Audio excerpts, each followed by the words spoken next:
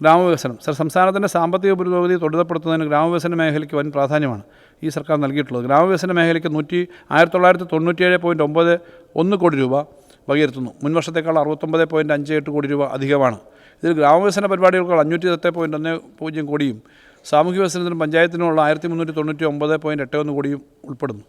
Sir, Kudumbashree, സൂക്ഷ്മ സംരംഭങ്ങൾ, പ്രാദേശിക സാമ്പത്തിക വികസനം എന്നിവ ശക്തിപ്പെടുത്തുന്നതിനായി കുടുംബശ്രീയുടെ ബജറ്റ് വിഹിതം 275 കോടിയായി വകയിരുത്തുന്നു. ഗുണമേന്മയുള്ള ചിക്കൻ മിതമായ നിരക്കിൽ ലഭ്യമാക്കുക എന്ന ലക്ഷ്യത്തോടെ ആരംഭിച്ച കേരള ചിക്കൻ പദ്ധതി വ്യാപിപ്പിക്കും.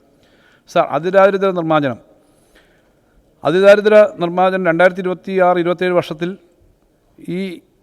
EPEP 2.0 എന്ന പേര് തുടരുന്നതാണ്. ദാരിദ്ര്യമുക്തമായ കുടുംബങ്ങളെ തുടർന്ന് പിന്തുണയ്ക്കാനും അവർക്ക് വീണ്ടും ദാരിദ്ര്യത്തിലേക്ക് മടങ്ങുന്നത് തടയാനുമാണ് ഇതിലൂടെ ലക്ഷ്യമിടുന്നത്. പദ്ധതി നടപ്പിലാക്കുന്നതിനായി തദ്ദേശ സ്വയംഭരണ സ്ഥാപനങ്ങൾക്ക് ഗ്യാപ് ഫണ്ടായി 2 കോടി രൂപ വകയിരുത്തുന്നു.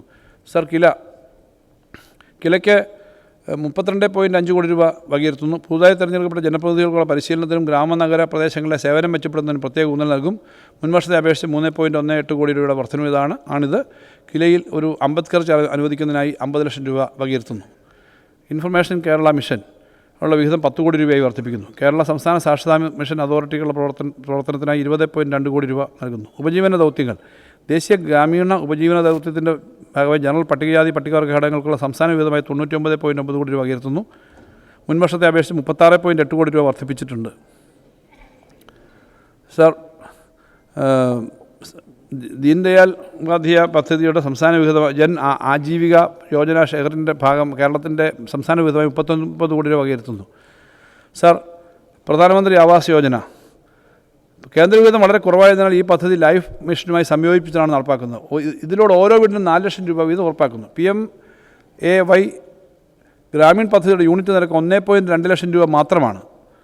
PMY അർബൻ പദ്ധതിയുടെ യൂണിറ്റ് ചെലവ് 2 ലക്ഷം രൂപ മാത്രമാണ്. ഈ രണ്ട് പദ്ധതികളുടെ യൂണിറ്റ് നിരക്ക് 4 ലക്ഷം രൂപയായി ഉയർത്തുന്നതിനുള്ള ബാക്കി തുക തദ്ദേശ സർക്കാരുകളാണ് നൽകുന്നത്. PMAY ഗ്രാമീണ തൊഴിൽ മേഖലയിലെ 40% സംസ്ഥാന വിഹിതം നൽകുന്നതിനായി ആകെ 110.01 കോടി രൂപ വകയിരുത്തുന്നു. PMGSY. സർ, പ്രധാനമന്ത്രി ഗ്രാമ സഡക് യോജനയ്ക്ക് കീഴിൽ സംസ്ഥാന വിഹിതമായി 95 കോടിയും ഗ്രാമീണ റോഡുകളുടെ അറ്റകുറ്റപ്പണിക്കായി 30 കോടിയും വകയിരുത്തുന്നു. കാസർഗോഡ്, ഇടുക്കി, വയനാട്, കുട്ടനാട് പാക്കേജുകൾ. സർ, കാസർഗോഡ് വികസന പാക്കേജിനായി അധികമായി 80 കോടി രൂപ വർദ്ധിപ്പിക്കുന്നു. കുട്ടനാട് പാക്കേജിന് 75 കോടി രൂപ വകയിരുത്തുന്നു. വയനാട് പാക്കേജിന് 80 കോടി വകയിരുത്തുന്നു.